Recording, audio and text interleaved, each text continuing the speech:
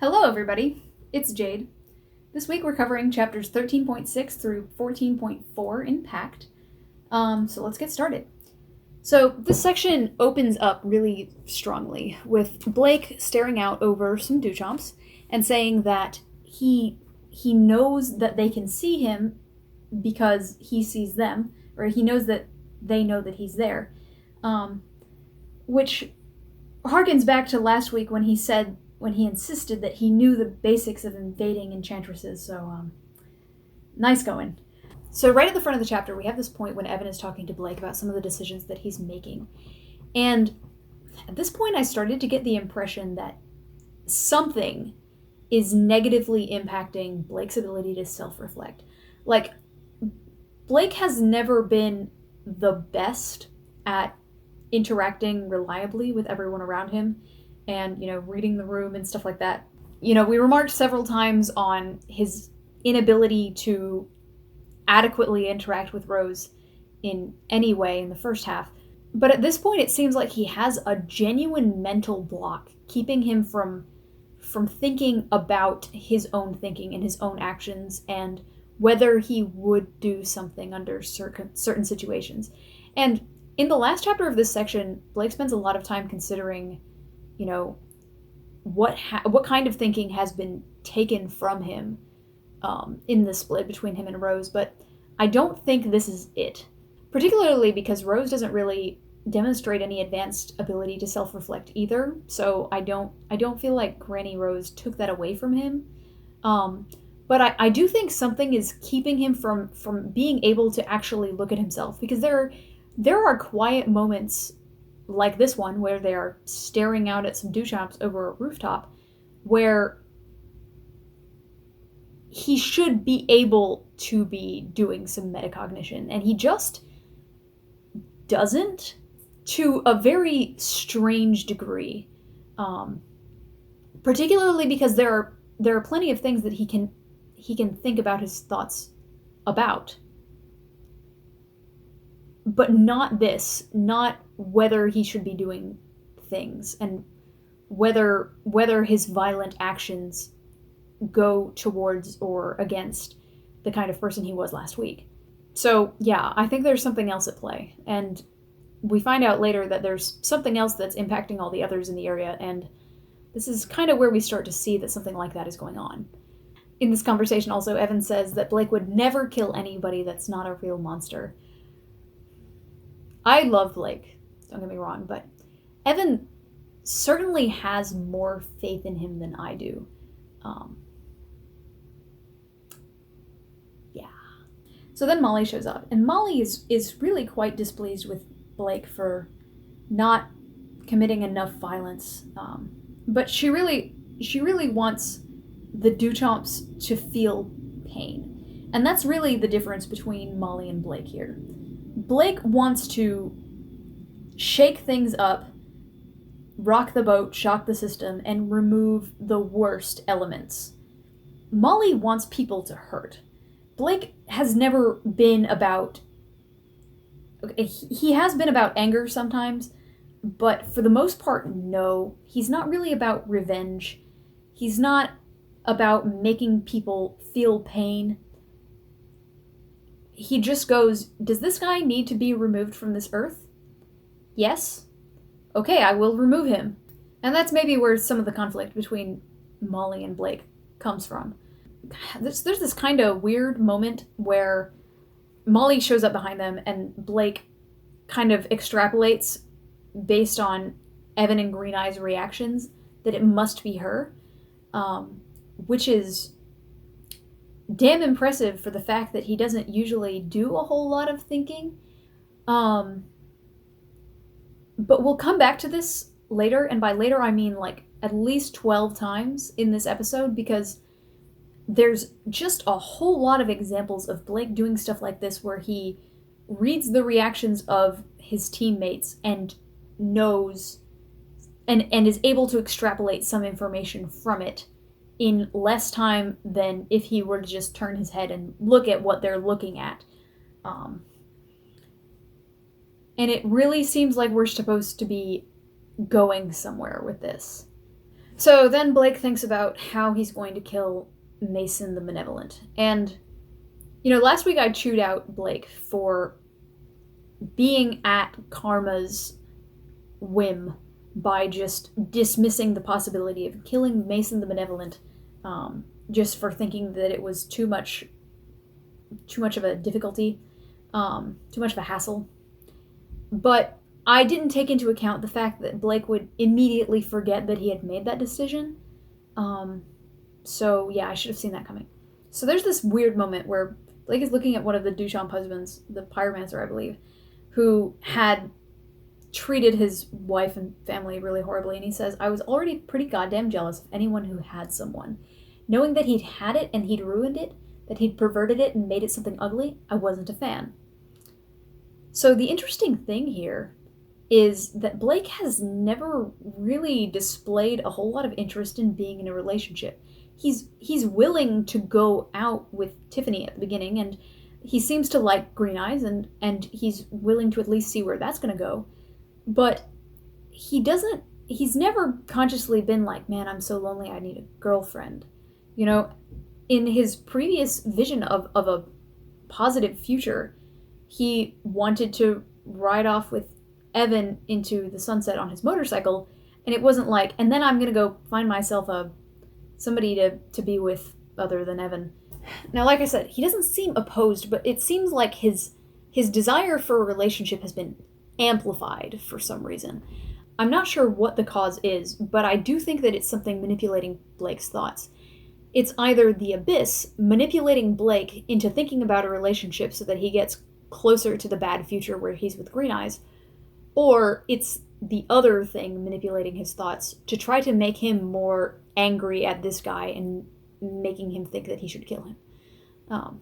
But no, I don't think that Blake would normally think that he was jealous of somebody being in a relationship. So then we get to the worst part of Pact. And I know, I'm not at the end yet. There could be worse parts. But this part's pretty bad. There have been points when I felt that Blake was losing his way, and he is. And there have been parts where I felt like Blake was in a dire situation. And there have been parts where I felt like the characters around Blake have been in a dire situation. But Blake has never treated Evan like shit before. And he does here. At first, when I was reading this, I was just like, Blake, what are you doing? What the fuck is this? But then when I went back and reread it, and then I listened to the deep impact on it, and I just went... Because... So what happens is Blake goes into this shop, and he needs to escape, Enchantresses flinging things at him, and getting stuck in some clothes, and, getting out of the shop through the back, which is locked. And he, instead of using, teamwork and communication to tell Evan, hey, can you unlock the door? Or, hey, could you cut the connections? Something that Evan has been demonstrably able to do in the past. He grabs Evan and just kind of waves him around to, like Evan is his implement. Like Evan is the hyena. And just kind of uses him as a tool. At one point he says he's clubbing something with Evan to get disentangled from it. And there is an argument to be made. My first thought when I was reading this section, Blake says, I need to get away from things that the Duchamps can manipulate my connection with. And my immediate thought was, oh shit, Evan. And there is definitely an argument to be made here that the Duchamps corrupted his relationship with Evan to make him treat him shittier during this fight. But in this section, in this whole 9 chapters, less than 3 times does Blake let Evan finish his sentence and acknowledge that he said something. Across 9 chapters, of which Evan is in all of them, other than the interlude. So across 8 chapters, less than 3 times, it's either 3 times or less than that, does does Blake actually allow Evan to finish his sentence and acknowledge what Evan said? This is going to become particularly egregious in 14.4, where he does not talk to Evan at all except for saying one word, which is help. I don't like where this is going. Other highlights include, so Evan does call Blake out on this. He says, "You Tinkerbelled me," saying that he was beating Evan against things to squeeze the fairy dust out, which I'm glad that Evan is actually calling Blake out on things, because he deserves it, and nobody else will. Or Blake will just shut out anybody else. He doesn't listen to Evan, but he doesn't really turn on him either, which is a plus, I guess.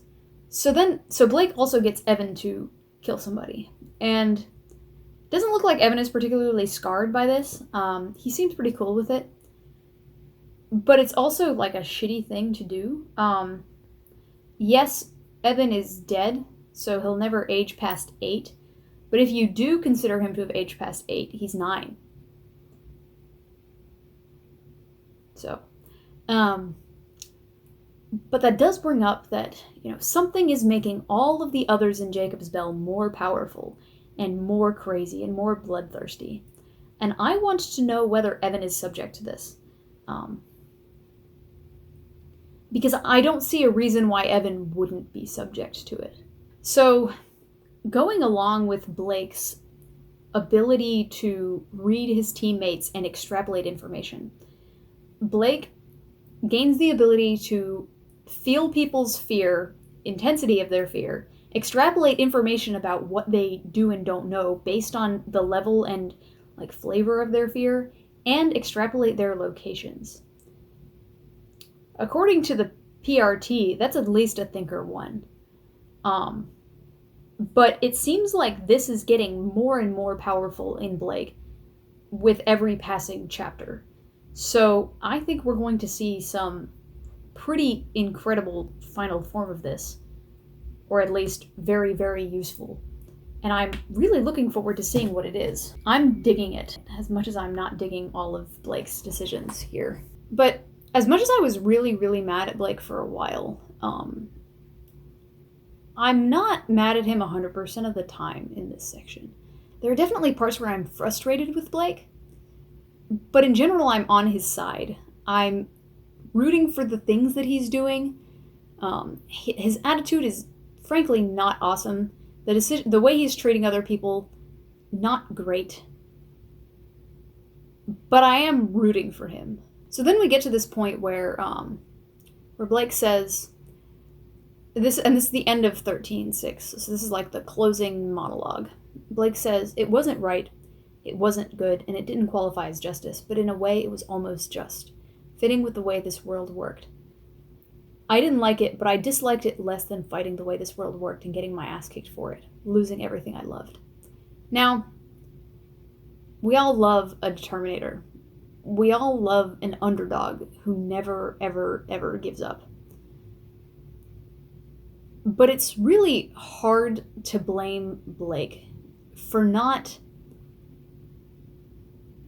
giving up even a little bit here. Basically what he's saying here is that he's been at 100% for trying to be the best possible dude the whole time, and he hasn't really been successful, especially because the Abyss is fucking with his head. So he's kind of saying, you know what, from now on, I am going to try for 90%. Now, from a storytelling perspective, this means that if he's been trying for 100 and getting 50, and now he's trying for 90, he's going to get less than 50. But the sentiment here, I really can't blame him. So in the real world, when somebody loses everything, no matter how awful it is, years from now even, there is a possibility that things could get better for them. If you lose your health, your friends, your family, your support structure, that can be incredibly traumatic. but there's always hope that one of those other aspects can take up some of the slack. There's always a bright spot in this world. There's a possibility that something good can happen. The sheer depth of loss possible in this world for the average practitioner absolutely eclipses what is reasonably expected in real life. And Blake wanting to avoid some bad outcome like being forgotten again is entirely fair. We can't ask him to walk the most honorable path if it just means that something earth-shatteringly horrible is going to happen to him for the third or fourth or fifth time. So while narratively we readers can go, that doesn't look good, from a realistic perspective, it's difficult to tell somebody in Blake's position that no, you have to continue to be the very, very best when it has gotten you this far. So then we get to this. I'd been looking for a goal, and I had it, meager as it was. Not a grandiose dream like being normal again, or riding my bike, or fixing things. I was going to do what I could to steer things toward a better path, and I was going to try to stay true to myself. I'd veer one way or another along the karmic path or against it, but I was going to be Blake when all this was said and done, even if Blake was less than half a person. And, again, from an audience perspective, this is like 10 million red flags. Giving up on ever trying to be normal again, giving up on being able to ride a motorcycle. But from a character perspective, this I will be Blake at the end of the day thing reflects back to that thing that he said in Arc 6, where in the first 5 arcs of the book, Blake was trying to stay on the most righteous path and take the burden of the world onto himself. But at the beginning of Arc 6, he says, you know what? Sometimes I have to be a little bit selfish. And that was when he awakened Ty, Tiff, and Alexis. And this kind of calls back to that moment when he says, you know what? Maybe I can't do all this shit by myself. Now, this doesn't really impact Blake very much yet. But I hope that he can use this somehow in the future. To me, it really looks like Blake is a puppet. His thoughts are just kind of slamming him around in whatever direction whoever is pulling the strings wants him to go in. And it's really kind of sad to watch. Or not even kind of. But I'm hoping that these callbacks to his previous self will allow him to retain some amount of control in the future. So Blake has never been a particularly good leader. Like, he's a pretty good leader.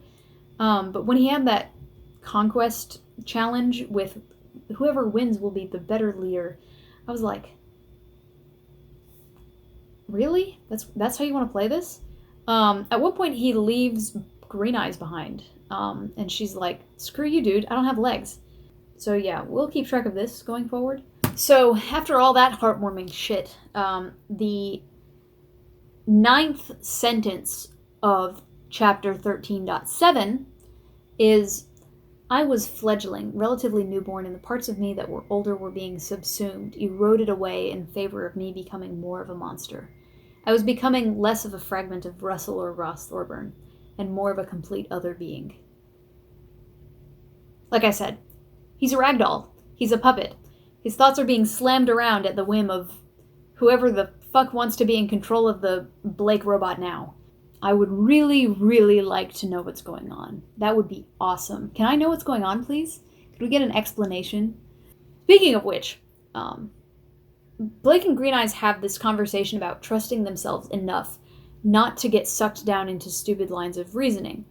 Which, okay, let's talk about Worm for a minute. So in Worm and Ward, and this is not a spoiler, don't get concerned, there is this concept called Master Stranger Protocols, which is basically, what do you do if your thoughts are being controlled, if you have reason to suspect that you can't trust your thoughts or your actions, what do you do? And the answer 100% of, like, the biggest thing that you do is do not assume that you will just be able to willpower your way through it. It's bullshit. Like, you may think that you can just, well, if I know that somebody's going to try to control my mind, I'll just concentrate really hard and it won't happen. That's not how it works. So Blake here is saying, Green Eyes, don't you trust yourself enough to not have your thoughts fucked with? And she's like, wait, what? What do you mean? That doesn't make any sense. And Blake is kind of the mindset that he can just power through any bad ideas that come through his head. Because he knows that he can power through any other problem. But we know, reading this book, that Blake can't just power through bad ideas that come through his head. But Blake knows that he shouldn't be thinking this way because just last week, he went and fought the enchantresses, and he was like, okay, well, I know that they're going to try to change where I'm focusing. So I need to just make sure that I focus really, really hard on the thing that I'm trying to focus on. And you know what happens? The enchantress changes his focus anyway. Because being aware of this doesn't make you immune. He's trying. Blake starts to realize that things are going like a little bit too well. Obviously, this is something that's going to come back later. Green Eyes continues to try to flirt with Blake during a fight, and he gets frustrated with her that she only ever wants to talk to him about their relationship when they're in the middle of a crisis. And I'm like, Blake, you're always in the middle of a crisis. That's your whole shtick. You've been programmed to always be in the middle of a crisis. But he just doesn't think about this fact. But, like, when, Blake? When would be a better time to talk about your relationship? Is it when you would stop fighting? What if you stopped fighting for a little while so you could talk about your relationship? So Blake lets out this, like, demon in a box thing, or curse in a box, called Innominos, and he sicks them on the Duchamps. Just basically convinces Innominos to go after the Duchamps, and he's like, okay, make sure you do stuff that isn't going to scar them physically, mentally, or emotionally for more than a day. And I was like, okay, like what? Like, what is not going to harm them for more than a day? Like, calling them generic, mean names, messing up their hair? It turns out the answer is screaming annoyingly. I just found that funny and entertaining. It's cute. Skipping way ahead, Blake catches up with Jeremy, or Jeremy catches up with Blake, and Jeremy asks him, have you ever had your heart broken? It's an important question. I had to stop to think. I can't say for certain, I told him, but I think in a way I am a broken heart. And I'm sure that everybody who has ever read this book pulled this out as like, wow, good writing. Because it is great writing. But what's interesting here is that it calls back to all this heart imagery we have about Blake and Rose. We have Evan serving as Blake's heart by hanging around in his chest. We have Blake's heart being pulled out of his chest and then Evan putting it in his new body. We have Rose being, the one that ends up with the heart and soul, and all that stuff. And then now he says, I am a broken heart, which is like totally true, like absolutely. I can't even explain why it feels so correct. But as far as this being a broken heart thing, it calls back to all this stuff where traits of his have been split between him and Rose, where things that should go together go to only one of them. Like the fact that Blake doesn't really want to hang around his friends anymore after this is over, but he wants their safety and he wants them to like him.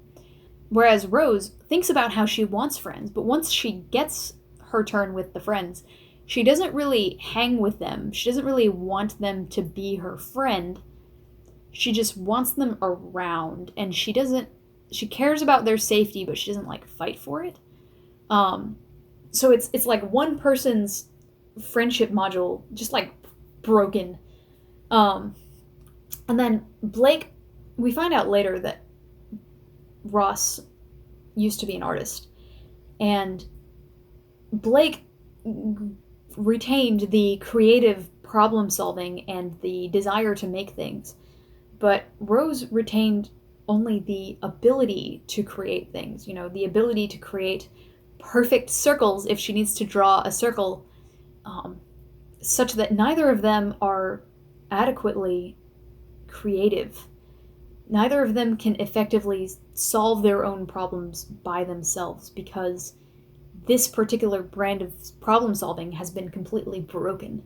We know that at the end of this, Rose will end up with the heart somehow, but right now they both are just half heartless. So 13.8.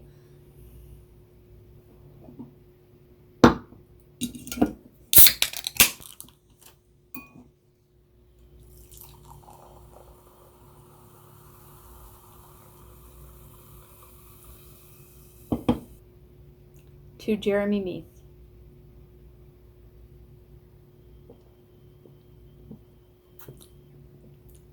So Jeremy finally leaves Sandra, and for one, like, oof, right in the feels. But two, like, massive, massive respect to Jeremy. They've been married for like 30 years, and it appears that the only thing this man wants is a functional relationship with this woman. But he gives up on it to do the right thing.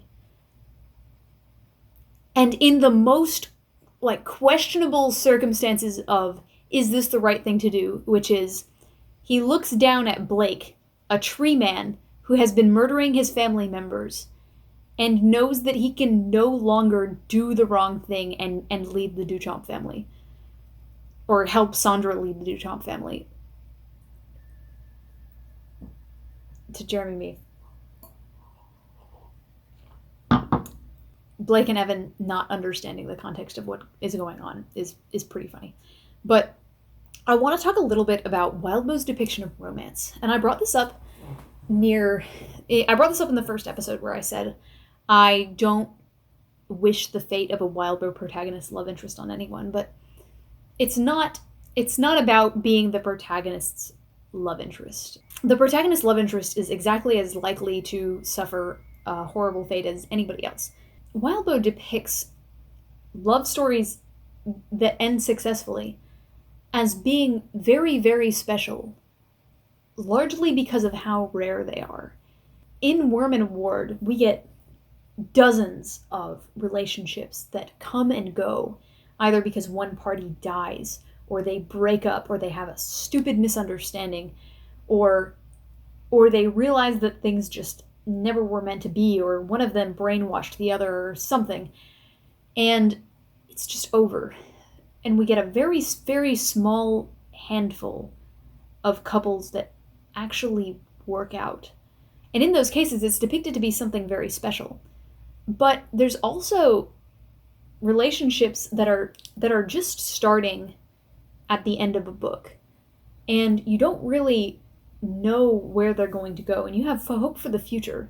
But Wildbow is depicting a relationship that could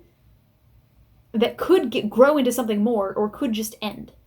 Because that's how any relationship is. At any point in your life, you might start something and then it might end. And there's not like a point in your life where you have reached the point where things are just good now and they are all set. So this comes back to this idea that has been woven into a lot of Wildbow's works, and I feel pretty strongly that we're going to get there with Pact, that a story is a part of a person's life, but it's not even necessarily the most important part of their life. And their life will continue afterwards. It's just a slice. In a chunk of a person's life, not everything gets resolved at the end of that chunk. They may have more skills, more relationships that will develop past the end of that selection. But Wildbow's relationships are ingrained with this idea that it could be something good now, and it could be something terrible in the future. But you just kind of have to see how things play out. And if it doesn't work out, then you will grow from that too. It's a part of your story, but it doesn't mean that you have a bad ending if it doesn't work. So in Pact, Blake has had a bunch of love interests. First we learn that he loves Alexis, but she doesn't love him back. And they seem to have reached some kind of agreement with this. He dates Tiffany he considers dating Tiffany for a little while, but they just don't seem like a great match. Maggie, as Padraig, flirts with him, but he's like, ew, you're 17. Mags is also 17. And Green Eyes is a cannibal mermaid. But that seems like it's going to be working out pretty well. But despite the fact that Green Eyes and Blake seem like they're getting along quite well, we don't really get the sense that they're soulmates. They're just gonna get married and have fish tree children. You get the sense that this is something good for Blake, though, and good for Green Eyes. So I guess we'll see where it goes. Which brings me to the fact that we're not at the end of Arc 13 yet, but Arc 13 is largely about love. It starts with the engagement of Rose and Alister. Well, the last sentence of Arc 12 reveals the engagement of Rose and Alister, but the first chapter of Arc 13 is all about Rose and Alister. And then interwoven through all of it is Blake and Green Eyes kind of negotiating where their relationship may or may not go. Jeremy leaves Sandra. Also, the wives are sending Blake after all the husbands. I feel like I'm missing something else in here. It's funny that which Pact arc deals the most with romance. Oh, it's Execution.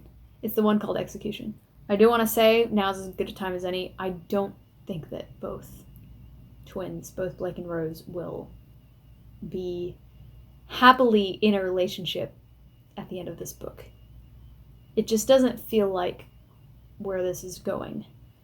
I don't feel good vibes about the relationship with Blake and Green Eyes, even though it's cute and I think they're good for each other. I don't feel like the plot is going in a direction where they will stay together long term, and then stay together happily long term. And then as far as Rose and Alister, I feel like they're a good match, but we'll get to this later, but I feel like there's 1.5 million death flags on Alister at the moment. I do have doubts about Blake and Green Eyes. And this largely comes from the fact that Blake is with Green Eyes in the bad future. And yes, there is a possibility of a good future that Green Eyes is in. But in the bad future, Blake doesn't love Green Eyes. She is a person who is of the gender that he's attracted to, and he can't communicate anymore, so he has sex with her for human contact, humanish. We see in this section that Blake's love for Evan isn't exactly demonstrated to its best. And if Blake's relationship with Evan is being destroyed, and Blake's relationship with Rose obviously is being destroyed. In the bad future, he thinks about how much he hates Rose. I think that where this could be going, if it lines up with the bad future, is that Blake continues to be in a loveless relationship with Green Eyes, where she thinks he's cute and he thinks she's convenient. And I don't want that to be the case. But I kind of think it is going to be the case. Unless they are able to stop the bad future that is barreling towards them at a very high speed. Oh, yeah, also kind of on the same topic, as far as romantic relationships in 13.1, Blake does offer to let Alexis bind him. And I so regret last week not making a bondage joke about that, because that was what Alexis talked about when she was awakening. Damn. Also, At this point, I feel like Wildbow is wanting me to think about what sex between Blake and Green Eyes is like, because there's so many references to, like, how much flesh does Blake have left, and Green Eyes asking him, like, where do you have flesh and stuff, and it's too weird to not wonder about it, but there's like these fairly evenly spaced references to it that I'm like, I feel like Wildbow is trying to get me to think about it, but also leave plausible deniability that he's not trying to get me to think about it. But I'm thinking about it. And I'm not coming up with anything that's not really, really weird. Blake thinks that the satyrs are making Green Eyes think dirty thoughts. Something is fucking with his head. Because Green Eyes is undoubtedly the horniest character in this story. That's not a criticism at all. But as far as like, if I think about the cast of characters and I think which character has put the most effort into getting laid, it's like Green Eyes, really long gap, and then everybody else. It's like Blake doesn't even know her. So Gallows Scream, Spike Dick's familiar, shoots Evan. Speaking of which, his name is Spike Dick. Blake doesn't remember this. His name is Spike Dick. So Gallows Scream shoots Evan, and Blake doesn't kill him, which he has a good reason for not killing him. Don't get me wrong, but he's killed humans for less. And I think that it is because Gallows Scream is an other, and something is preventing Blake from killing others. So Mason the Benevolent. Is he too stupid to live? No. I have a theory. I think that Jacob's Bell is under a reduced influence of karma at the moment. Kind of an out there theory, but Alister Behane meets Rose Thorburn and within about 15 seconds decides that the appropriate course of action is to propose that she marry him. Normally, what should be happening to the Thorburn heir within 15 seconds of meeting them is you decide that you would like them to die. On top of this, Mason the Benevolent is like, nothing can kill me, bitch. And Blake is like, watch me, bitch. And then he just wipes off his sword on his pants leg. And it's hilarious and awesome, and I loved it. I do actually kind of enjoy watching Blake kill people. But something fucky is going on. I know I've said that a million times. The Evan as Blake's heart thing goes like way farther in this section because Evan literally starts to live inside his chest, which is just, it's just so adorable. Every single instance of this is just so cute. So the point when the satyrs all start flirting with Green Eyes is where I realized that Blake may actually have feelings for her in return. In the last section, I was kind of under the impression that Blake liked Green Eyes as a person and wasn't really interested in returning her feelings, but at this point he starts to get like super jealous because the satyrs are all flirting with her, and I was like, oh shit, look at that. Speaking of which, the night's almost over, I think. I'm not a very good judge of time. It was a few years since I saw the sun, or the moon, Green Eyes said. I like the idea of stopping, get some food, keep each other company, but if you think we should. So, we've pointed out a few times that whenever Green Eyes says the word company, she means sex. Green Eyes is proposing that they stop the mission for a quickie. I understand that it's been a while for her, but like, wow. But no, it's the satyrs. The satyrs are a bad influence on her. Blake really actually realizes how weirdly lucky they are at this point. So then we get to this point where Blake actually pulls Green Eyes in to kind of snuggle with him as they're waiting around. And congrats to Green Eyes, I guess, for winning out over the competition. Blake has more potential love interests than most other media characters I've seen, but then again, I don't usually read things where somebody has more than 2 love interests. But also, this is the first non-emergency, non-Evan physical contact that Blake has with anybody in the book. Woohoo! He did it. So they approach the Duchamp group, and there's an excessive quantity of Maggies around, which there's 2, which is too many. And, there's this whole thing where Maggie appears to have gotten her name back, and she's going to fight Blake, but then she changes her mind, and it feels really weird. Like, really weird. And you're like, what is going on? Because she kind of whiplashes between a face-heel turn to then a heel-face turn, and Evan is cheering, and you're like, okay, this is like the YA novels that Maggie Holt apparently originated from, or not originated from, but Maggie Holt is apparently the protagonist of some fictional YA novels in the Bet universe. But then it turns out that it's just Padraig being, a shapeshifter. So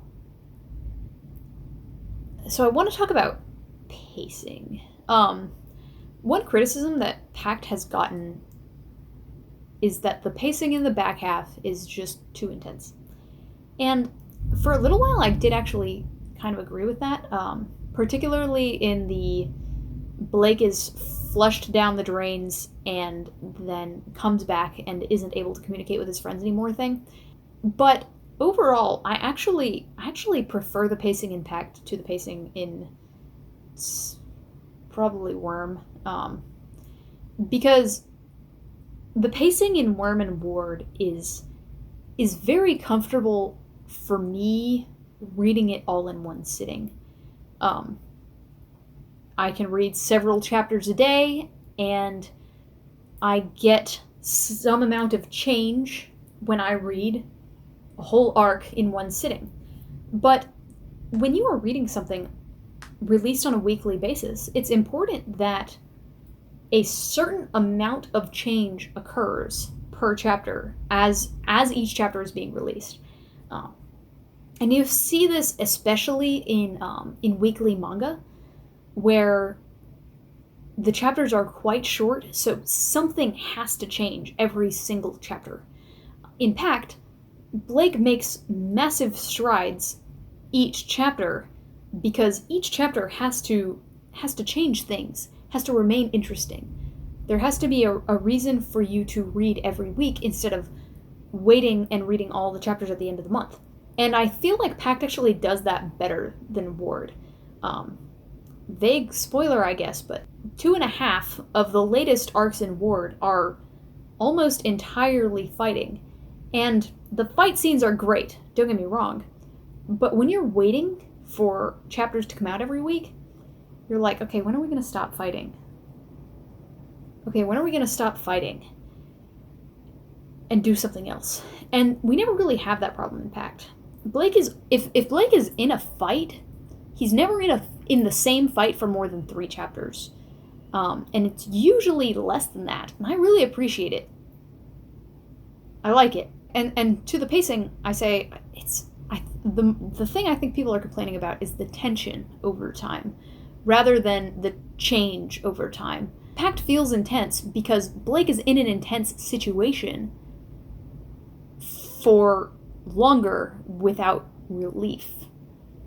I don't think it's the speed that things are occurring. Blake didn't get to kill all 7 Duchamps on his list, but he did kill a total of 10, if not more. So that's pretty good. Let's talk about Sandra. So, Sandra, what we know of her before this really is her interlude, which is mostly just a heartbreaking love story about her and Jeremy, and that part in Signature when she helped out Maggie when nobody else would, when she didn't need to. So our general disposition towards Sandra is largely positive because what we see her do is good. But we know, based on the whole Duchamp thing, that she condones the marriage of young girls. And so, whenever I hear about the Duchamps doing bad stuff, I'm like, but Sandra's gonna help, and Sandra's gonna make it all better because Sandra's nice. She really fucks it up here. This ending here with Sandra is really what nailed the nail in the coffin for me about her. She took advantage of the knowledge that Blake would not want to hurt his friends, Maggie, in order to trap him. So she knows that Blake is a sentient creature, and she understands what empathy is like, which of course, that's her power, that's what she does. But she understands that other people feel this friendship and love, and she takes advantage of it. Which is kind of a dick move. She also refuses to even acknowledge that what she's done is so monstrous that it has turned the younger girls away from the family. The younger girls who don't even know the extent of the monstrousness. When Blake offers to support her as Lord of Jacob's Bell if she agrees to stop the arranged marriages, and she says no. She doesn't even give I can't do that. She's just like, nope, not gonna do it. Here we get another beat of Blake notices Green Eye's reaction to Maggie and figures out that it's Padraig. So yeah, between this, his ability to sometimes see connections, which comes up like once in a blue moon, we know about the whole connections healing thing, and then he's got something going on with his eyes, and we don't know what that is. Something's going on here. Also, something about a contrast with Rose, who has no friends and can't read what everybody else is trying to accomplish. Okay, so 13.x. So I set myself the goal of figuring out who this is before it was revealed, and I got nowhere. I forgot that Padraig calls them both Rose, so I was thinking it was some Bahame-affiliated other. Because he says that he's leaving for Rose's sake, and I was like, okay, so it's somebody that cares about Rose's sake. It's gotta be a Bahame. He refers to Maggie in the third person, so, definitely not Padraig, because Padraig is Maggie. So I finally locked in my guess here as it's the Hillsglade House spirit. It didn't feel right, but I was like, all right, this is the guess I'm going with. No. But I should have recognized this pointlessly verbose writing. I listened to the Deep in Pact for this, and Eliot described it as masturbatory. And I would love to have come up with a better or even equal way of describing this. But that's just what it's like. I complained about Padraig's writing back in Signature when he wrote her that letter that was just so pointlessly long.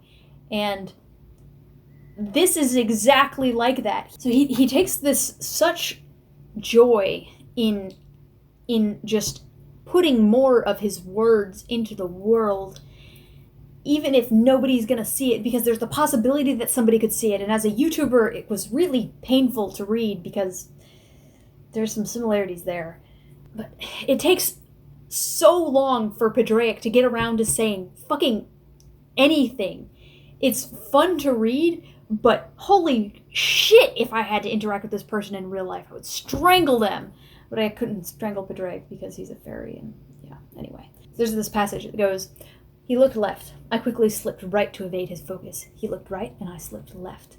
I was obscured by the patterns that dance in the darkness when one stares at it with the naked eye. Another spoke up, and the man turned around to listen. Almost disappointing.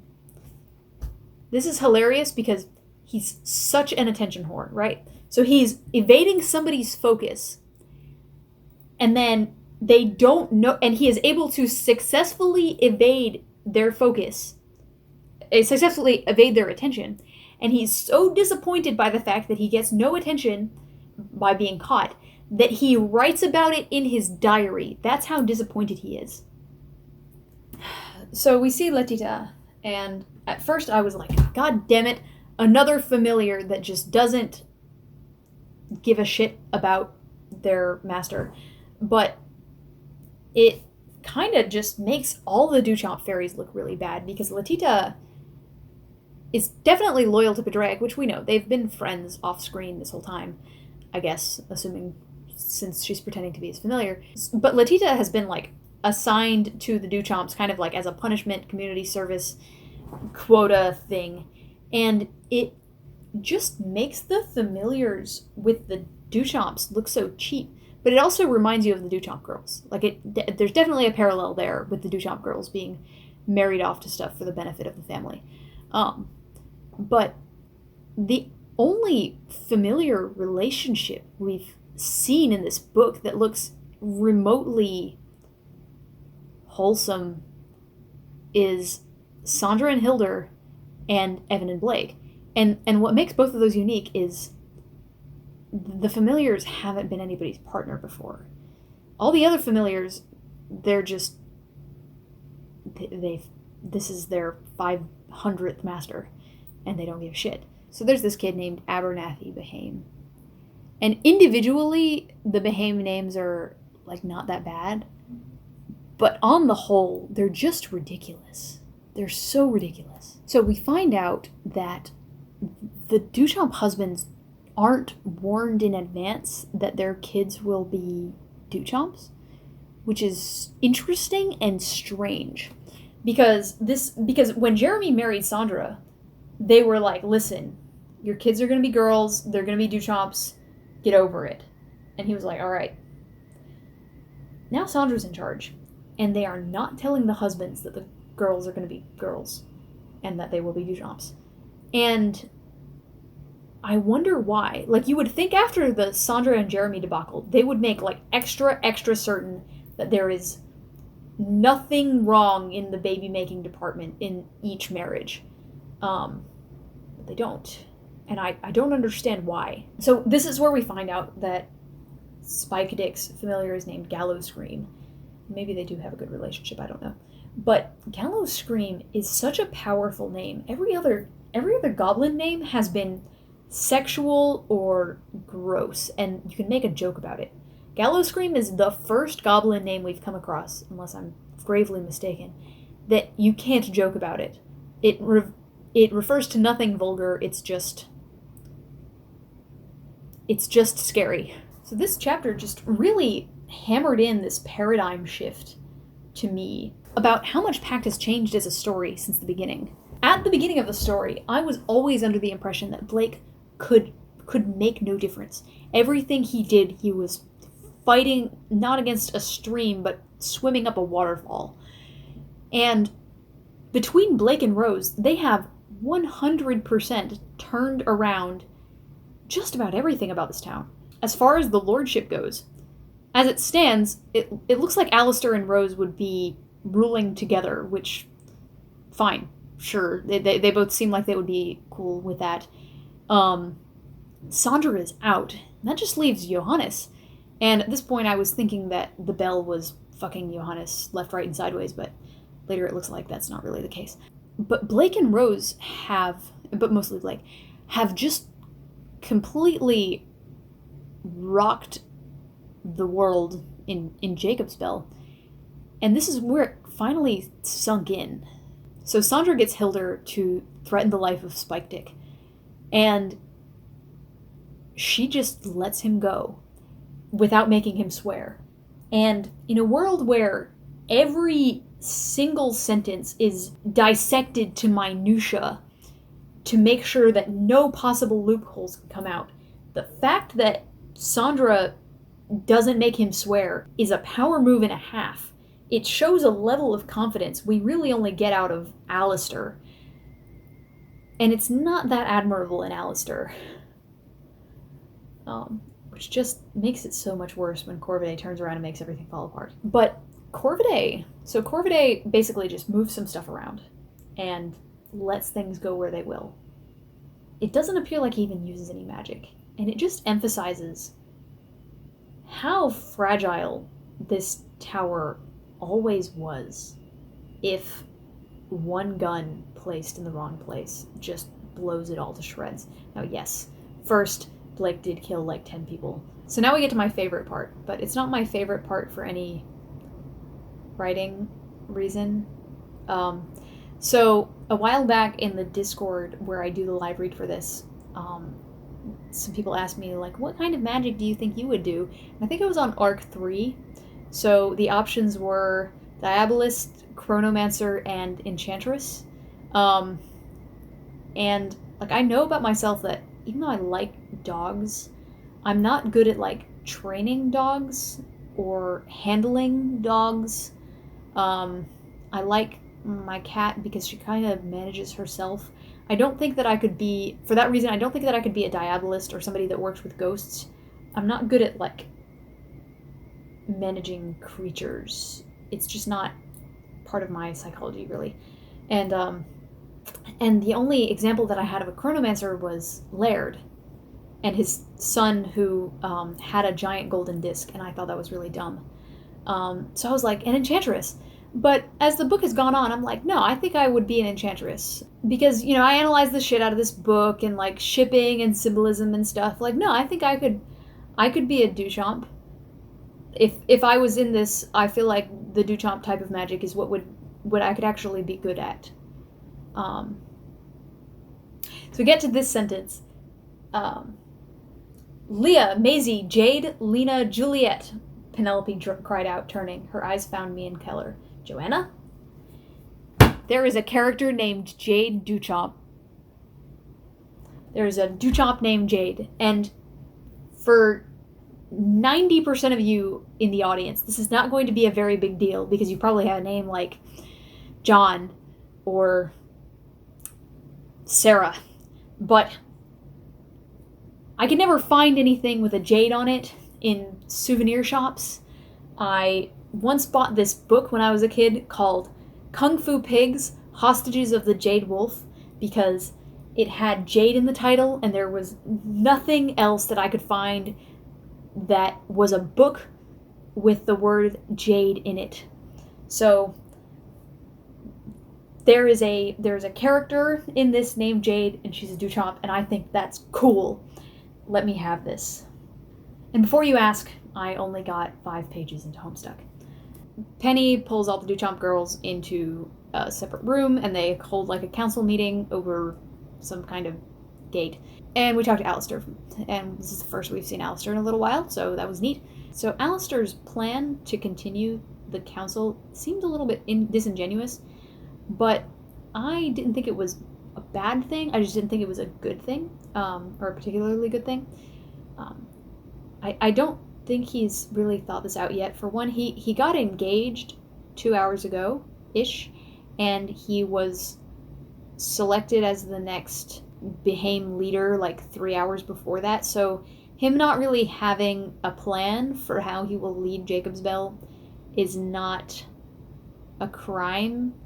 What I really gleaned from this is that Alister has pretty much figured out that he's going to be in charge from now on, and the very first thing he does is demonstrate to the other Duchamps and everybody else that's kind of been trampled in the wake of this evening that he wants to keep them in the loop, and he wants to continue to take their advice and have them on a council. And I think that's a good thing. Now, yes, there's an argument to be made here that he's trying to just get the backing of the surviving Duchamps so that they can help him knock out Johannes, which he does. But I didn't feel like he was doing this to be manipulative. I thought that it was pretty cool. And the rest of this section pretty much convinced me that Alister is a cool dude, and this was the first inkling I had. Penny continues to be the worst, with her being like, no, we will not allow Rose Thorburn in this council because it goes against everything that we've been fighting for.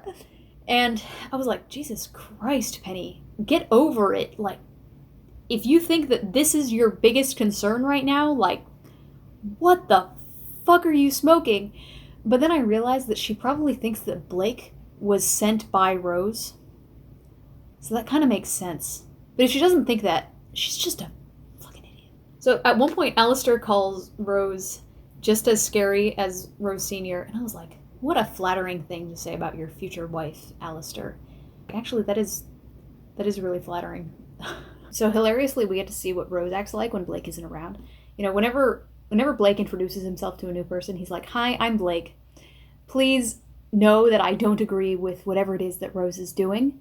I don't know what she is doing, but whatever it is, I don't agree." So Rose starts out this council meeting with, "By the way, I did not tell Blake to kill all those people. I don't agree with what he's doing. Please judge us separately as separate beings." So I want to talk about Alister pushing back the sunrise. The first thing it really does is establish to us that Alister isn't just a selfish jerk. We know from later that everyone will get shoved into the abyss if he doesn't do this. Now, if Alister wanted to, he could get in a car, he could even take the rest of the Behame family, and they could just leave. He could keep the ring with the whole Behame family store of power and go to one of the other Behame family locations that they've talked about, but he doesn't.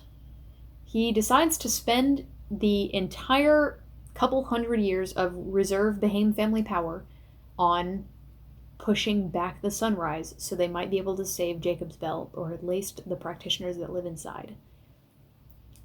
Damn. But it also conveys just the weight of the situation. Because the very first thing that we learned about the Behames, okay, maybe not the very first thing, but one of the first things, is that everyone in the family pays into this well of power, and nobody's able to access it because it's only for dire fucking emergencies. And so Alister has had the Ring of Power for like a couple hours, maximum of a day. And Granny Rose was actually the one that convinced Aemon to put things into motion such that someone who led the Behame family in the future would be able to access this power and use it if necessary. And Alister is that person. He's the chosen one. At first, when Alister was proposing to push back the sunrise, I was like, all right, you're doing this for the benefit of everybody, it looks like, but you don't seem to have a plan. You don't seem to know why you want to prevent Johannes from doing this. But it becomes apparent that they're really just scrambling for survival. That everybody in Jacob's Bell is now where Blake was at the beginning of the book, and every bit of the book since. Also, the barber only comes out at night, right? So now that the night is 24 hours long, it's going to be really bad, right? So then we find out that Padraic has had little Joanna locked up in the fairy house for at least 2 years. That is fucked up. And it raises a whole bunch of questions, like, how does Joanna go to school? I don't think that Padraic is going to middle school every day.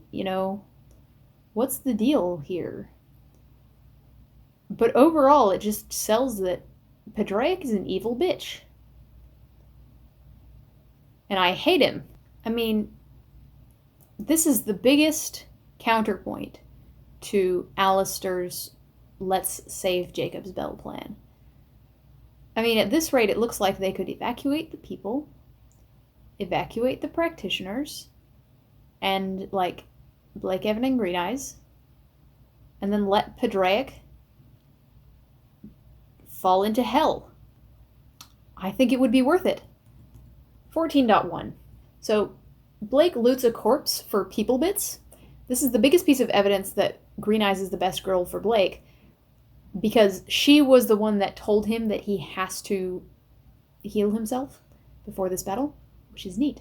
So, Evan watched 2K20.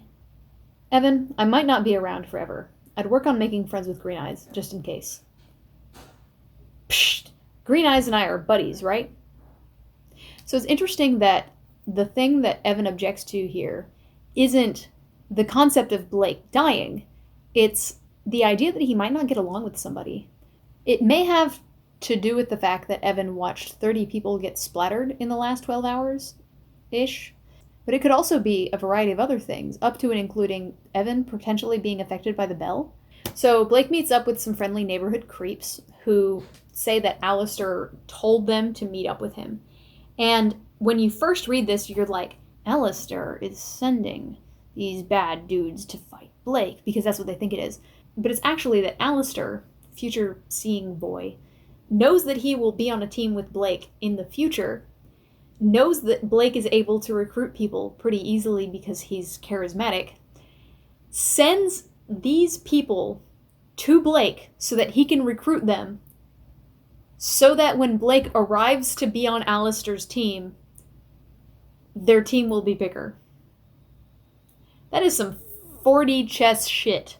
He's basically using Blake as a teammate before they are even friends. Not that they're friends at the end of this, but before they have the opportunity to be friends. Evan steps up to try to keep Blake from killing the Behames, but Blake cuts him off again. So Rose apparently at some point went and got Alexis, Ty, Tiff, Catherine, Peter, Ellie, and Roxanne out of the tenements, which makes her a better custodian of the Thorburn family than Blake. So there's this beat we hit several times in this section where Rose is acting weird. Basically, she's standing behind Alister and just looking uncertain of things, just kind of acting questioning, and I have a couple theories.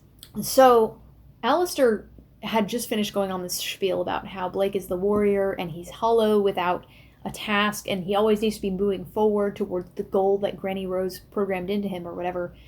But all of what he said about Blake applies 100% to Rose, right? I mean, she's always doing whatever Granny Rose wrote out for her to do.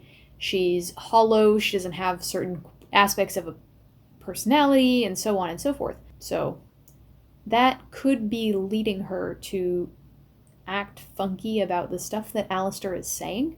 But I also think that something happened between Alister and Rose that's kind of making her shut up and be nice. For one, she could have turned off the conquest.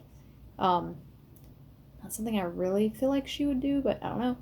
Alister doesn't seem to have said or done anything that would, deliberately be trampling on her, but she acts like he did.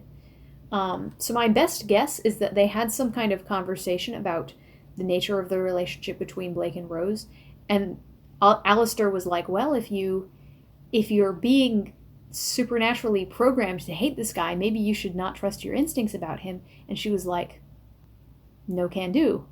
But it also seems to have something to do with some kind of deal that she made to neuter the Thorburn family as well. Maybe something to do with the library, whatever's left of it, or the deal with the barber. I don't know. So Alexis whispers something to Blake, and we don't know what it is. So I made a list of things that I think it could be. It could be, I'm sorry. It could be, why did you leave us, fuckwad? It could be, I got my memory back. It could be, Rose brainwashed us. It could be, don't trust your instincts. Or it could be, Rose told me that you know that I know that she knows. All of which have completely different connotations for the relationship between Blake and Alexis going forward. So I would really like to know what she said. So Alister, repeatedly and very explicitly, is trying to demonstrate trust towards Blake. Basically trying to be friends. And you definitely get the sense that he asked his cards hey, should I get along with Blake? And they were like, yeah. And he's like, all right, I'm going to do my best to get along with Blake. He sends him the others, basically trusting him to be able to recruit these people for their team. He gives him the ring, trusting him to not destroy it. He also tells him that if he destroys the ring, he will have a better chance for success against Johannes, but asks him not to because there could be a greater disaster, basically saying, hey, you may actually have a better chance of success if you do destroy this. And he also tells him about the something else could be pulling the strings, which is supposed to be a secret. All massive demonstrations of I want us to trust each other language that Blake just kind of goes, sure. So we find out the situation, which pretty much boils down to the town is falling into the abyss at this point because it's just becoming such a shithole. Hillsblade House is falling fastest because there are no innocent people inside. There's a bunch of Thorburns and Behames. If the humans wake up, they will evacuate because they realize that Jacob's Bell has become a shithole. and all the practitioners will just fall into the abyss with the rest of Jacob's bell. Supposedly, Molly is supposed to keep the bell tolling for the end of time if this happens, which is just great. Johannes would take over, but most of what would be left is just his domain anyway, so it wouldn't really change this area from him just having the same domain. So some thoughts from this. One, it's interesting to learn that innocents keep stuff from falling into the abyss. But second of all, somebody's going to have to take out Molly. And I'm trying to figure out who would be the most painful and ironic person to do it. I'm down to, it's either going to be Kristoff, her last remaining sibling, Blake, her favorite-ish family member, Alister, the new head of the Behames, because, Laird ordered her death, or Max.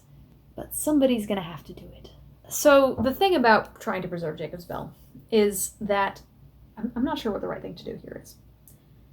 Even in the ideal situation for Jacob's bell, which is they're able to stop all the violence, clean up all the corpses, Blake and all of his bogeyman buddies go back to the abyss, and they build a little shack where Blake and Green Eyes can have the weirdest sex imaginable, and Alister and Rose become the benevolent rulers of Jacob's Bell, advised by their saintly, benevolent advisors, Ty, Tiff, and Alexis. And Evan grows some thumbs so that he can play video games and eat sushi. I still think that Jacob's Bell is fucked.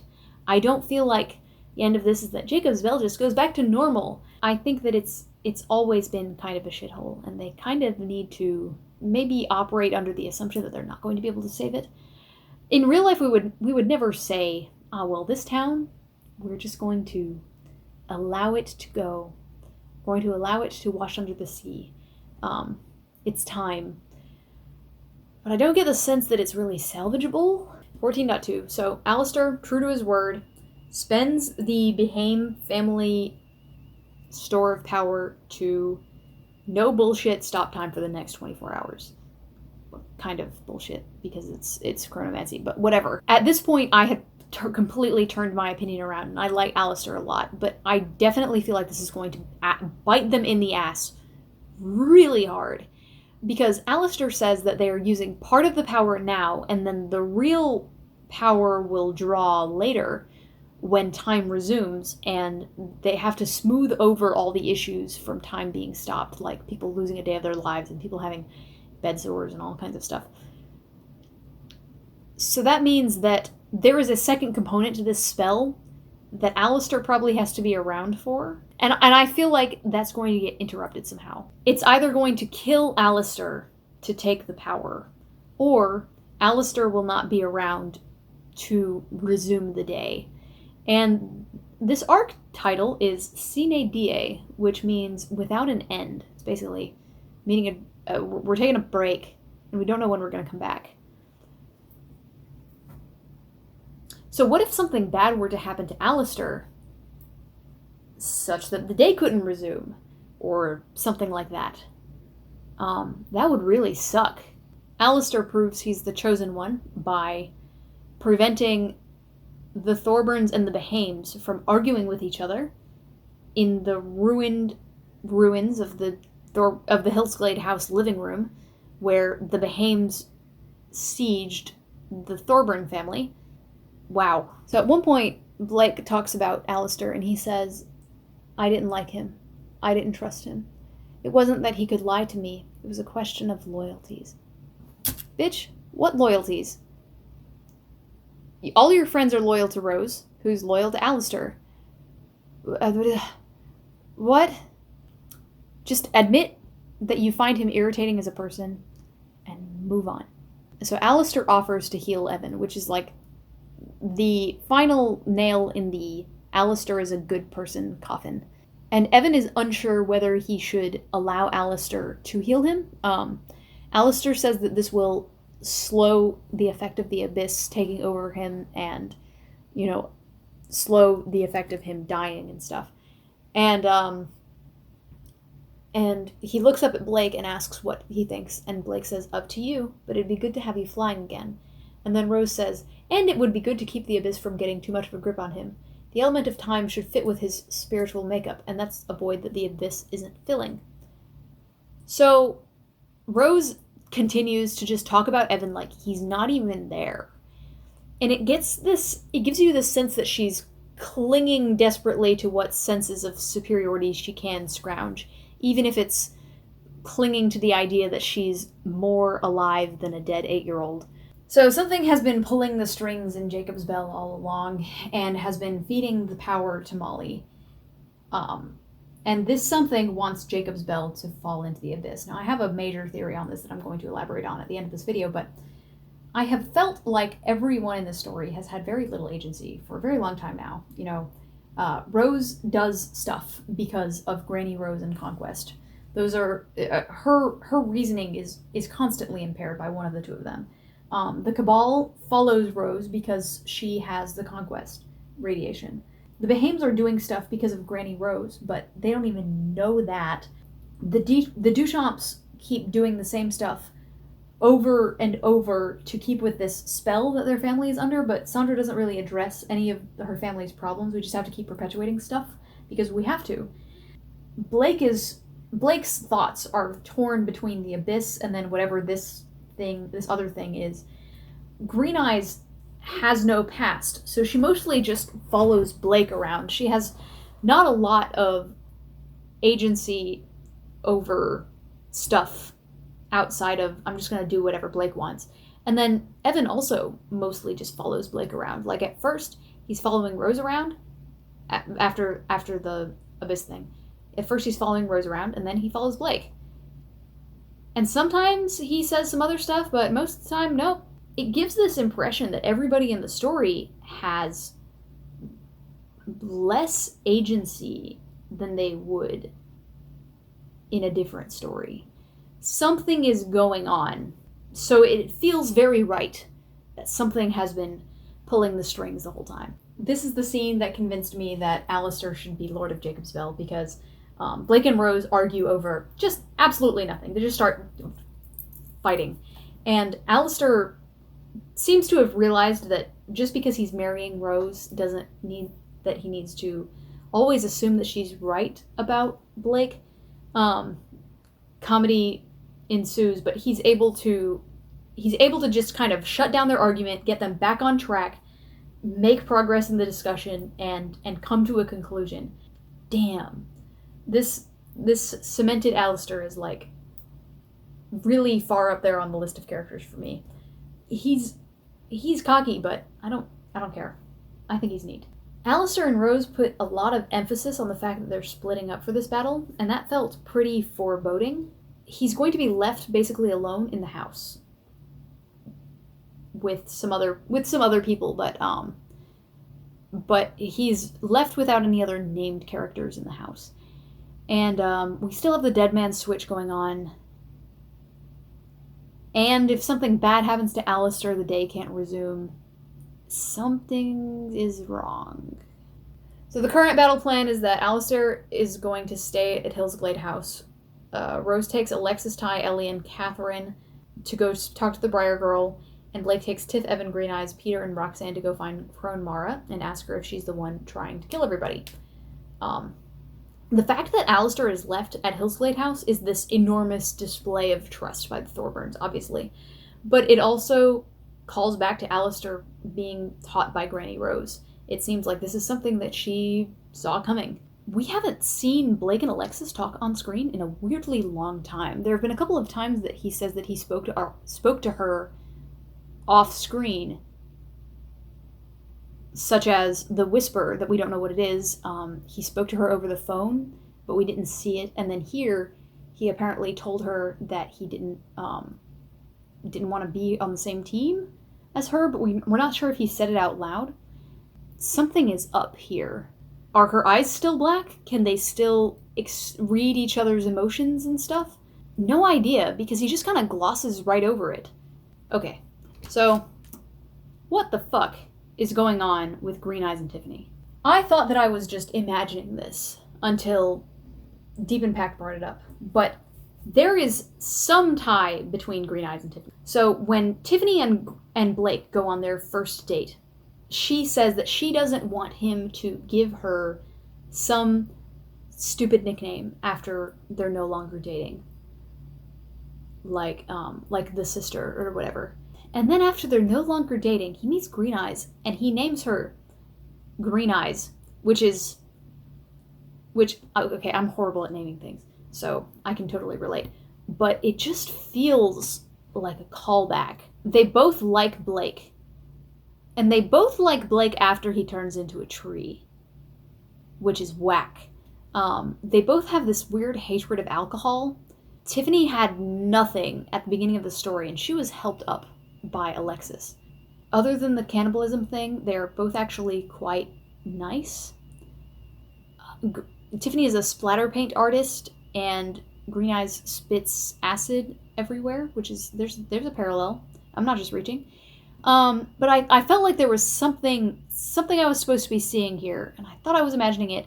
And then we get to this point where Green Eyes is acting like super weird around Tiffany. Like she's just coming up to her and like licking her lips and being like super creepy just to be antagonistic. And it's weird. So I have a theory, and I don't even know, but Johannes had these vestige middle schoolers.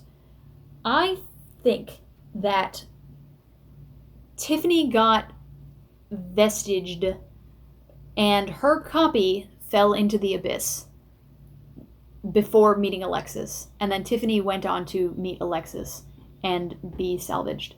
And that Green Eyes is the copy of Tiffany. That's my guess.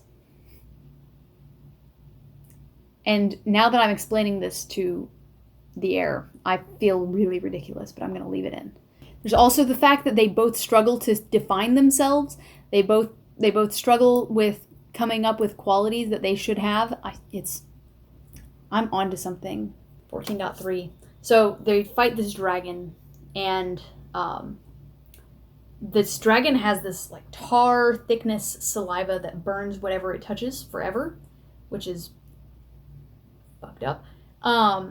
We find out that Tiffany took like 6 levels in nerd since the last time we saw her. She appears to have been she appears to have become the Rose of the team, just reading, and just, this is the history of dragons, and this is how dragons work, and this is how you fight them and stuff. I was really impressed, because she's the one that I thought was going to drop out of this, and she didn't. Not that she could have, because Rose fucking brainwashed her, but that's beside the point. She has become a legitimate asset, and that's neat. So Blake and Green Eyes catch on fire, and we get this very, very potent death fake out from Green Eyes, on the end of Green Eyes. And it is, I mean, I was absolutely convinced that Green Eyes was going to die, because like I said, I don't really feel like Blake and Green Eyes are going to be together at the end of this, but I'm not sure what will cause it. So I was like, oh, okay, well, this is the end of it. They were together for a couple chapters, and now she's dead. I was not happy, and I don't feel like anybody else was happy reading this either. But the interesting thing here is Blake takes like 7 levels of caring about another human being here. Like he goes from, Green Eyes is neat, to just about to lose it over Tiffany and Co.'s treatment of Green Eyes and what is about to happen to her. And to be fair, the audience was also about to lose it. But the amount of caring that Blake displays for Green Eyes here, compared to even 13.3, is a massive difference. And yes, now they are kind of dating. But it has still only been 3 hours. I almost think that it could be his, like, protect others thing.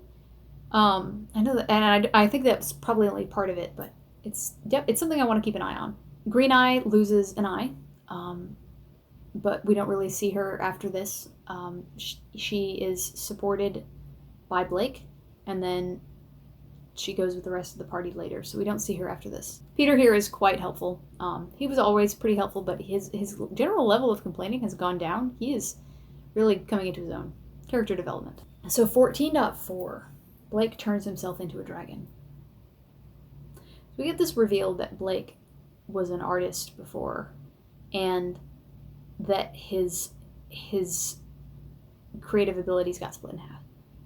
And it's just fucking heartbreaking. Like, this was probably the aspect of Blake backstory reveal that just hurt me the most.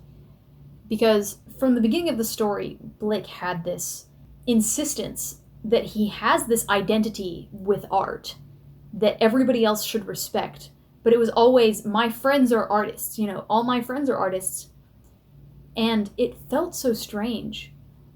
And now we understand that it was because he was one, but it was taken away.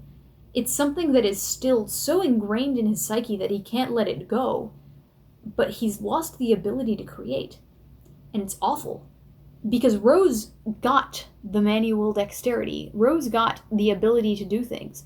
He notes that the circles she draws on the floor are beautiful. But she has no desire to create things. She doesn't draw circles because she wants to make pretty circles. She draws pretty circles because Granny Rose wanted to have a grandchild who could draw good circles. So Blake has the creative problem solving, but he's lost the ability to execute. And it goes back to this theme we've had the whole time about demons. They can't create. They can only destroy things, and change comes out of the destruction. Some quotes from this section in case you read this a while ago and would like a refresher, or if you read this the other day. And here's some of the same quotes you just read because they're great. I didn't erupt into flame, which was fantastic. I didn't plummet into the fire either. Testing my ability to fly or glide while literally above a trail of fire was perhaps not my smartest move. I love Blake. I love Blake in many ways, but I think the primary way that I love Blake is in the way that you love a small child that hasn't quite figured things out yet, and you have hope that one day they will sort their shit out and learn things like wood can catch on fire. More fire was better. Part of the narration says, a sparrow and a wooden man with wings fighting a duo that had no doubt been together for a very long time. And we've seen Evan and Blake best a whole bunch of pairs who have been together a lot longer because the strength of their bond. But in this chapter, the only thing Blake says to Evan is, help! Evan ends the chapter by saying that he'll have to work harder to keep Blake alive from now on. I predict that this is what will cause the genuine rift between them. Blake will push Evan harder and harder. And this is where Evan's unending positivity about Blake will come close, at least, to an end. I hope not. This is the one relationship that I feel is completely intrinsic to Blake's character and can't be separated and still have a cohesive Blake at the end. But he's gonna fuck it up. Speaking of which, what the hell happened to Granny Rose's familiar? I want to know about that now, because apparently it disappeared at the same time that Granny Rose did. So was it the Sandra and Hilder kind of one mate for life thing, or the Behame and Duchamp kind of, you rent a familiar for a couple of years thing? We're done with this section, but I have a couple other things I want to bring up. So it occurred to me this week that none of the girls were ever actually in the running to be the heir. In Granny's eyes, anyway. She intended for it to be the reflection of one of the boys, because she had this plan in the works since Charles was born. So she was always actually inspecting Peter, Callan, Blake, and Kristoff, The rest of the girls are only in the running for the unlikely chance that the reflection plan doesn't work out. Here's my final theory on who the mastermind is. And I'm sure I'll have another theory next week. But somebody is planning everything about Jacob's Bell. I think it's Crone Mara. We've had these million bajillion beats about others that have been here longer than humans have, and how others aren't used to civilization being around, and they used to have this land and now they have to share it, and their movement is restricted because of the humans, or they have more opportunity because now there are humans. We talked about this with Conquest a lot, how he's still riding on the colonists coming to North America, and that is where he's getting his conquesty energy from, and it hasn't even evaporated yet. Corvidae, who is friends with Crone Mara, was created by the Algonquins, trying to get rid of the invaders. We don't really know what Crone Mara's deal is, but she's been here longer than any of the practitioners, any of the humans. We do know that. She's definitely a lot older than Corvidae. One of the only things we know about whoever is behind this is that they are giving Molly power. And what is Molly's power? It's the bell. And it's very difficult for me to ignore Molly's bell as a potential call to Jacob's Bell, which is a weird-ass name for a town.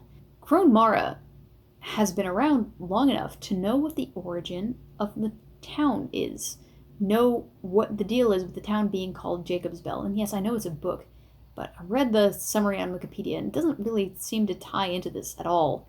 It seems like Molly's bell is supposed to call back to the creation of the town in some way, because it is bringing about its end.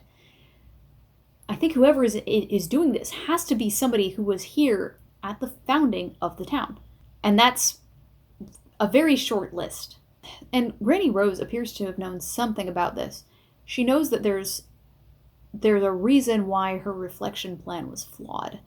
And there's at least a chance that she knows something about the Jacob's Bell falling into the abyss thing. And I stated previously that I think the young couple that Corvidae brought together and wanted to curse was the first set of Thorburns, because of the demon stuff going on there. And Crone Mara has a tie to them as well.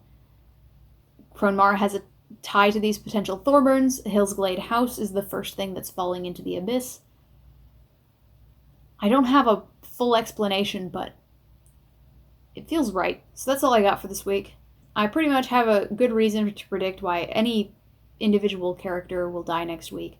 So, hope that goes okay. See you at the next one.